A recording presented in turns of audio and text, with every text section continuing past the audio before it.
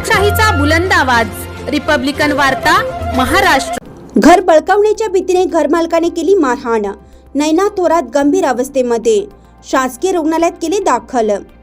घर बळकावण्याच्या भीतीने घरमालक ज्ञानेश्वर मटाले यांनी नैना थोरात यांना मारहाण करून गंभीर दुखापत केली। याबाबत अधिक माहिती अशी की ज्ञानेश्वर मटाले यांच्या घरामध्ये गेल्या 10 ते 15 वर्षापासून नैना थोरात या राहत होत्या, पण एवढे दिवस झाले म्हणून आपले घर बळकावते की काय या भीतीने घरमालकाने सदर महिलेस मारहाण करून घराबाहेर हाकलून लावले। या संदर्भात अंबड पोलीस स्टेशनमध्ये गुन्हा दाखल झाला असून पुढील तपास पोलीस प्रशासन करत आहे। या घटनेची माहिती मिळताच आरपीआय कार्यकर्त्या संगीता कटारे व आरपीआय जिल्हा उपाध्यक्ष चंद्रकांत पाटोळे यांनी नाशिक येथील शासकीय हॉस्पिटल येथे धाव घेतली व नैना थोरात यांची विचारपूस केली असता त्यांना गंभीर दुखापत झाल्याचं निदर्शनास आलं।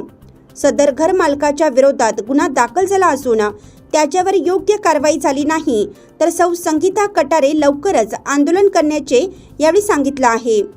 नाशिक शहराध्यक्ष संगीताताई कटारे, महिला आघाडी आरपीआय। 2 दिवसापूर्वी माझ्याकडे एक कामटवाडे गावामध्ये नैना थोरात म्हणून एक महिला राहते, निराधार महिला आहे, विधवा महिला आहे, लहान मुलासह ती ज्ञानेश्वर मटाले यांच्या रूममध्ये राहते। तिला 2-3 दिवसापूर्वी त्यांनी मारहाण केली। मारहाणीचं कारण अद्याप कळालं नव्हतं, पण तरी पण आम्हाला असं कळालं आहे की खूप दिवस झाले तिला त्या घरामध्ये राहिला, त्याचं काय ॲग्रीमेंट वगैरे केलेलं नव्हतं आणि तिला त्या घरामधून घर बळकावून घेईल अशी त्यांना भीती होती घरमालकाला, म्हणून तिला काढून दिलं असं कळालं। पण तिला मारहाण झाली। तिला प्रायव्हेट दवाखान्यात आम्ही ॲडमिट केलं होतं, स्थानिक दवाखान्यामध्ये, घराजवळ देव डॉक्टरचा दवाखाना आहे तिथे।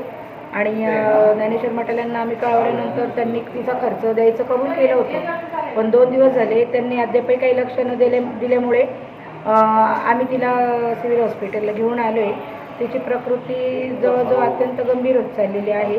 पोटात मार लागलेला आहे, छातीत मार लागलेला आहे, विधवा महिला आहे, कोणाचा सहारा नाही आहे तिला।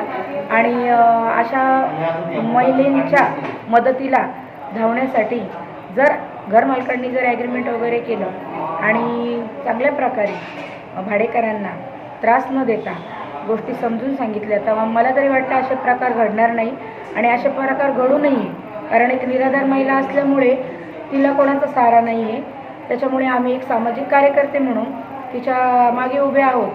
पण तिला न्याय मिळवून द्यायचं आमचं काम आहे। तिला न्याय न मिळाल्यास मी संगीताताई कटारे माझ्या सगळं महिला आघाडीच्या महिला घेऊन आंदोलन छेडल्याशिवाय राहणार नाही आणि मी ते सगळं माझ्या पक्षाच्या अंतर्गत Republican party of India Athawale गट त्याच्या वतीने मी आवाहन करते की महिलांना सक्षमरित्या सुरक्षितपणे सर्वांनी समजावे आणि त्यांची मदत करावी।